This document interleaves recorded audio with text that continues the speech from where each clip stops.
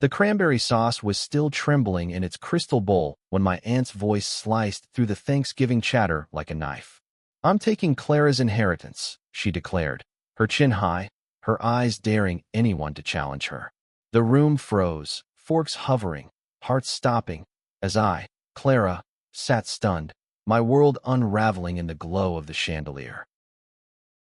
It was supposed to be a day of gratitude, of family, of the warm, familiar chaos of our annual gathering at Grandma's old Victorian house. I'd spent the morning peeling potatoes, laughing with my cousins, and savoring the smell of roasting turkey, unaware that the real feast would be betrayal. Aunt Vivian, my father's older sister, had always been the family's self-appointed matriarch, her sharp tongue and sharper ambitions cloaked in a veneer of maternal care. But this was a coup I never saw coming. I was 25, still finding my footing after losing my parents in a car accident 5 years prior. My grandmother, their mother, had been my rock until her death last spring. Her will left me her estate, her house, her savings, everything. Because, as she'd whispered to me in her final days, "You're the one who'll carry our family's heart forward, Clara." I'd clung to that promise, not for the money but for the love woven into it. The house was my sanctuary, filled with memories of Mom's laughter and Dad's terrible puns. Now, Vivian was trying to rip it away. "Blood is thicker than water," Vivian said, her voice syrupy with false sincerity as she waved a legal document. "Your grandmother was confused in her final days. She meant for the estate to stay with the family, her real family." Her words landed like a slap. Real family. I was her granddaughter, her flesh and blood. But Vivian's logic was clear. Her son, my cousin Derek, was her priority. Derek, 30, perpetually unemployed, with a gambling habit and a smirk that made my skin crawl. She wanted the estate for him. My Uncle Tom, seated across from me, coughed into his napkin, his face red. "Vivian, this is bold, even for you." His wife, Sarah, clutched his arm, her eyes darting nervously. My cousins, Jenny and Mark, exchanged uneasy glances, their plates untouched. The air was thick with tension, the kind that makes your chest ache. I wanted to scream, to throw the mashed potatoes at her smug face, but my voice caught in my throat. "Clara," Vivian continued, her gaze locking onto mine, "you're young. You'll recover. Derek needs this more. He's got a future to build."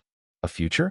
Derek, who'd once borrowed my car and returned it with a dented fender and an empty gas tank. I felt the room spin, the weight of her betrayal pressing against my ribs. This wasn't just about money. It was about erasing my place in the family, about rewriting my grandmother's love for me. I stood, my chair scraping the hardwood floor.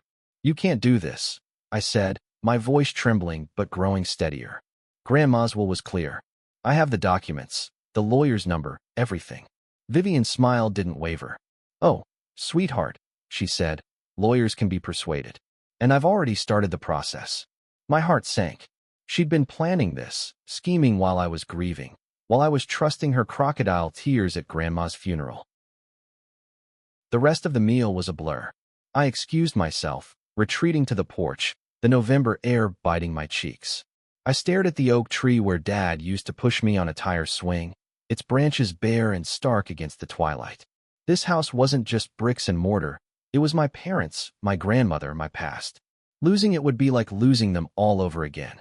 But as I stood there, shivering, a spark of defiance ignited. Vivian thought she could steamroll me.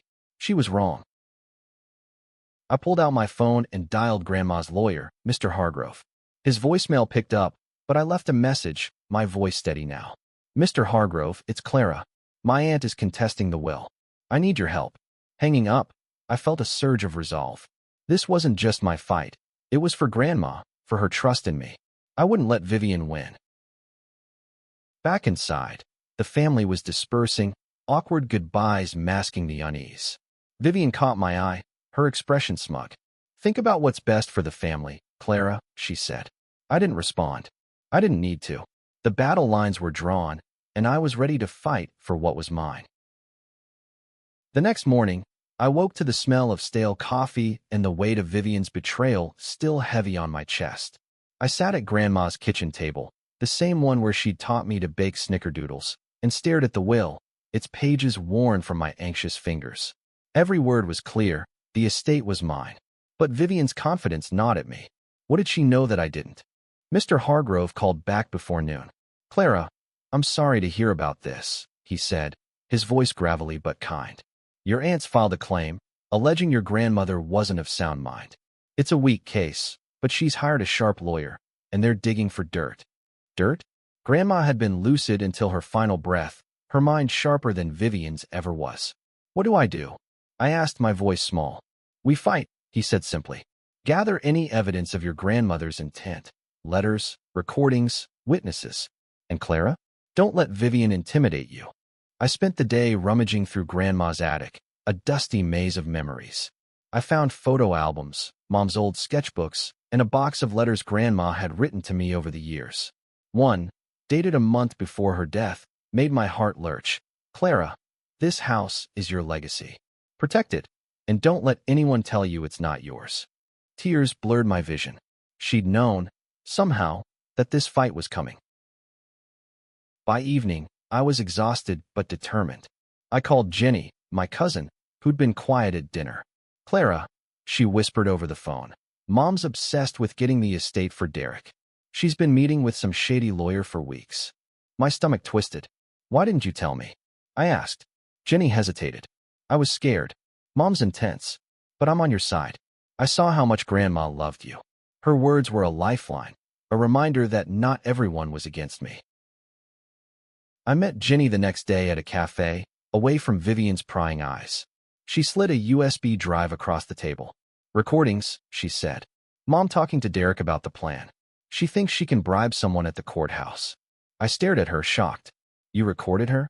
Jenny nodded, her eyes guilty but resolute. "She's my mom, but she's wrong. Grandma wanted you to have the estate." I hugged her, gratitude flooding me. For the first time, I felt like I wasn't alone. Back home, I listened to the recordings. Vivian's voice was cold, calculating. Clara's too soft. She'll back down once we push hard enough. Derek's laugh followed, grating and cruel. My blood boiled, but the recordings were gold, proof of their scheme. I sent them to Mr. Hargrove, who called immediately. "This changes everything," he said. "We can file a counterclaim for fraud. But Clara, this will get ugly. Are you ready?" I thought of Grandma's letter, her trust in me. "I'm ready," I said. The next week was a whirlwind. Mr. Hargrove prepared our case, while I gathered more evidence. Neighbors who'd heard Grandma talk about her will, a nurse who'd witnessed her clarity. But Vivian wasn't idle.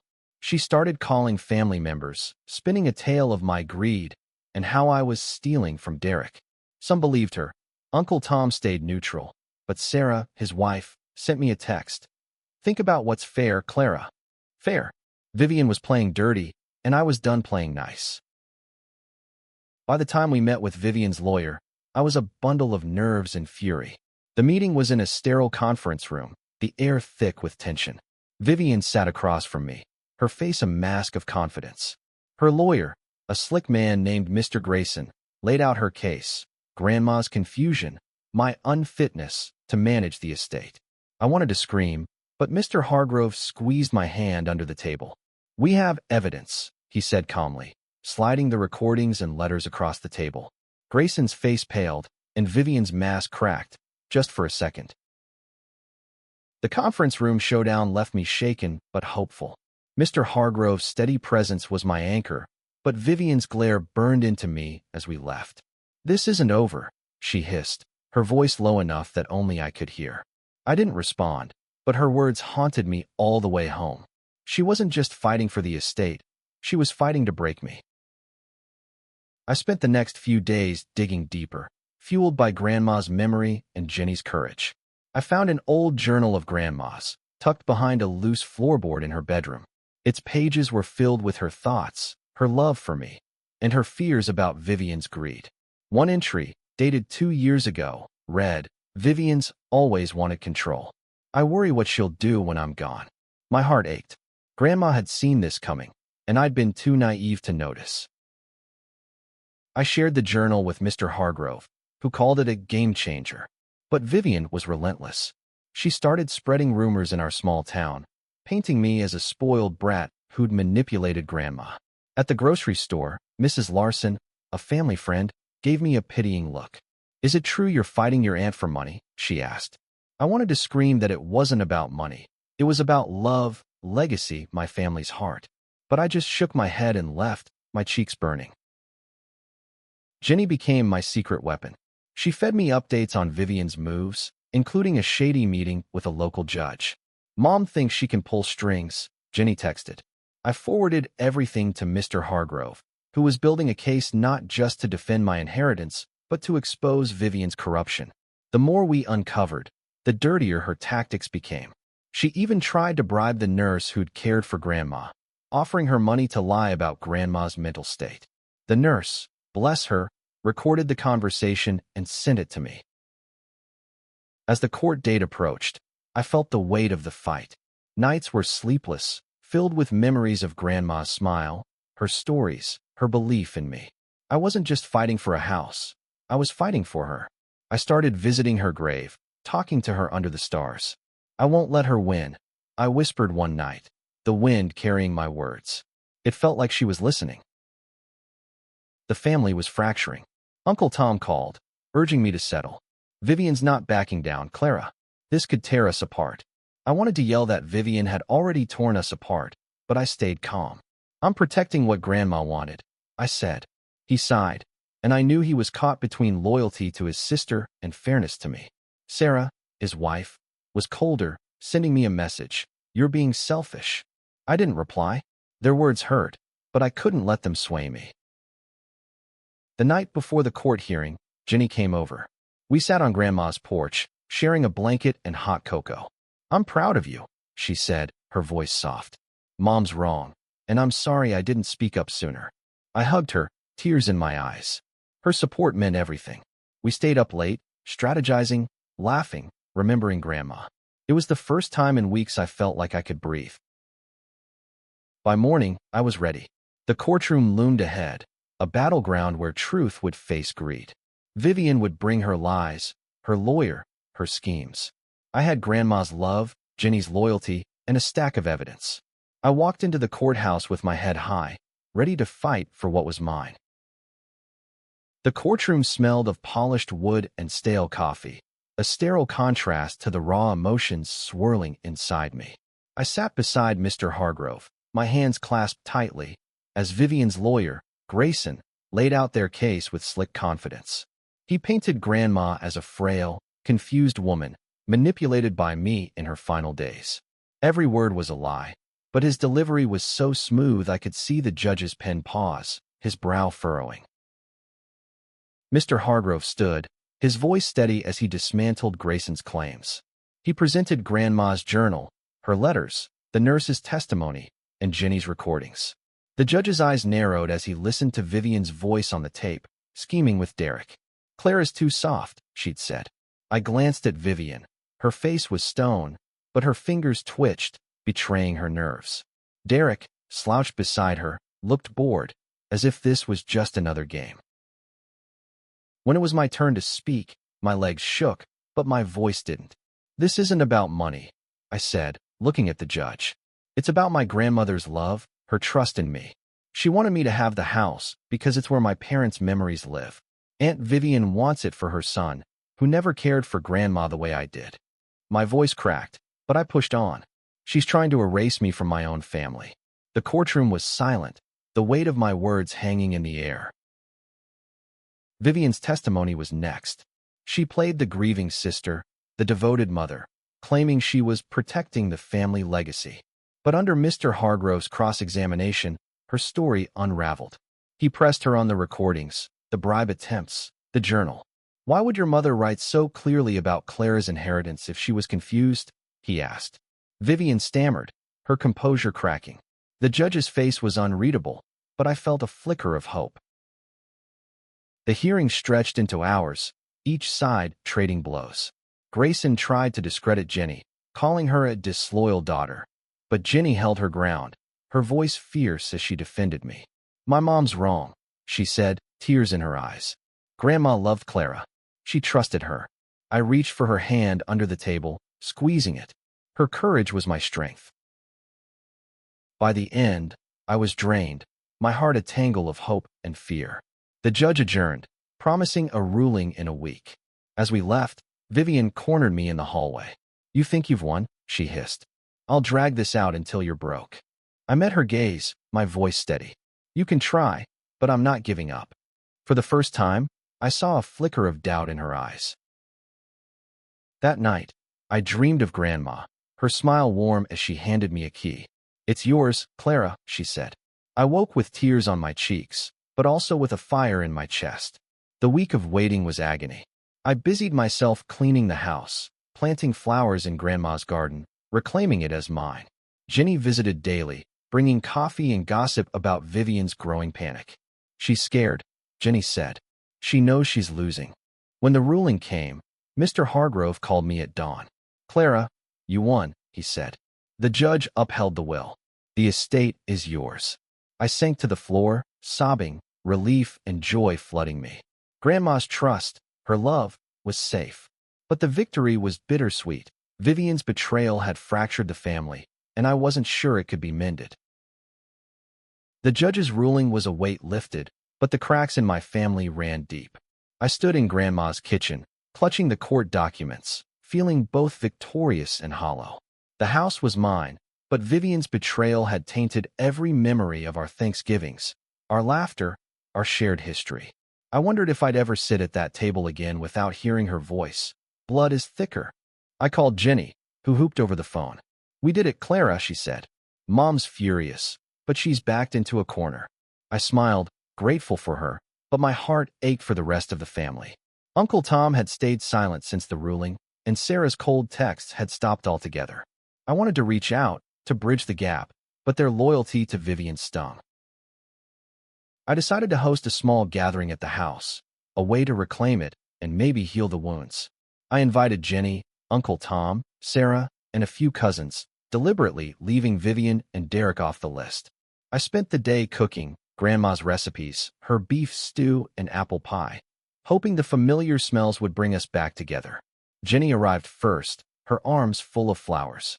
"For Grandma," she said, placing them on the table. We hugged, and for a moment, it felt like the old days. Tom and Sarah came, their faces guarded. "Clara, we're happy for you," Tom said, but his eyes avoided mine. Sarah nodded stiffly, her silence louder than words. The cousins were warmer, sharing stories of Grandma, but the tension lingered. Halfway through dinner, Tom cleared his throat. "Vivian's struggling," he said. "She feels betrayed." I set down my fork, my stomach tightening. "She betrayed me," I said quietly. "She tried to take everything Grandma left me." Tom sighed, and Sarah looked away. The room felt heavy, the stew cold on my plate. After they left, I sat alone, staring at the empty chairs. I wanted to hate Vivian, but part of me pitied her. She'd burned every bridge for Derek, who didn't even care. Jenny texted me later. "Mom's telling everyone you stole the estate. She's not stopping." I sighed, exhausted. The fight was over, but Vivian's war wasn't. The next day, I visited Grandma's grave, laying flowers by her headstone. "I kept my promise," I whispered, "but I don't know how to fix this family." The wind rustled the leaves, and I imagined her voice. "You can't fix everyone, Clara. Just keep loving." I drove home, resolved to try. I started small, reaching out to Tom with a letter, thanking him for coming and asking to talk. He didn't reply, but Sarah did, her tone softer. "Give us time." It wasn't much, but it was a start. Jenny and I grew closer, planning to restore Grandma's garden together. The house felt alive again, filled with plans and memories, not just pain. But Vivian wasn't done. A week later, I got a letter from her lawyer, threatening an appeal. Mr. Hargrove laughed when I showed him. "She's got nothing," he said. "This is just noise." Still, the threat lingered, a reminder of her refusal to let go. I braced myself for another fight, but this time, I wasn't afraid. I had Grandma's love, Jenny's support, and the truth on my side. Vivian's appeal threat hung over me like a storm cloud, but I refused to let it darken my days.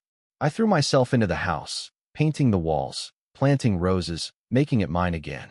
Jenny helped, her laughter filling the rooms as we sanded floors and swapped stories. Grandma would love this, she said, wiping paint from her cheek. I nodded, feeling Grandma's presence in every corner. But the family rift deepened. Vivian's smear campaign spread, and old friends stopped calling. At the post office, a neighbor whispered, "Heard you're fighting your aunt." Shame. I wanted to scream the truth, but I smiled and walked away. The town was small, and Vivian's lies were loud. I focused on what I could control: the house, my future, and the few allies I had. Mr. Hargrove kept me updated on Vivian's appeal. "It's a long shot," he said. "The judge saw through her last time. She's desperate." But desperation made her dangerous. Jenny overheard Vivian plotting to dig up dirt on me. Old college mistakes, anything to paint me as unfit. I laughed bitterly. I wasn't perfect, but I wasn't the one bribing nurses or scheming against family. I decided to confront Vivian, not in anger, but to understand. I drove to her house, my heart pounding. She answered the door, her face a mask of disdain. "What do you want, Clara?" she asked. I took a breath. "Why are you doing this? Grandma loved us both. Why tear us apart?" For a moment, her eyes softened, but then her jaw tightened. "You don't deserve it," she said. "Derek does. He's my son." I saw the truth then. Her love for Derek blinded her to everything else, even right and wrong. I left, shaken but clearer. Vivian wasn't fighting for family. She was fighting for control. I couldn't change her, but I could protect what was mine. Back home, I found a letter from Grandma's old friend, Mrs. Ellis, who'd heard about the fight. "Your grandmother was proud of you," she wrote. "Don't let Vivian's greed dim your light." The words were a balm, reminding me why I was fighting. Jenny and I planned a community event at the house, a garden party to honor Grandma. We invited the town, hoping to counter Vivian's lies with truth. The day was perfect, sunny, with roses blooming and music playing. People came, curious at first, then warm, sharing stories of Grandma's kindness.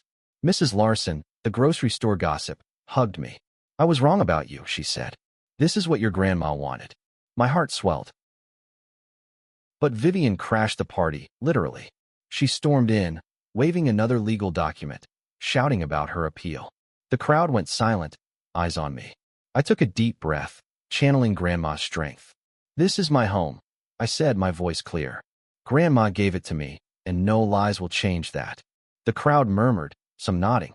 Vivian's face reddened, and she left, her threats empty in the face of truth. That night, Jenny and I sat on the porch, exhausted but triumphant. "You're stronger than Mom," she said. I smiled, squeezing her hand. "We're stronger," I said.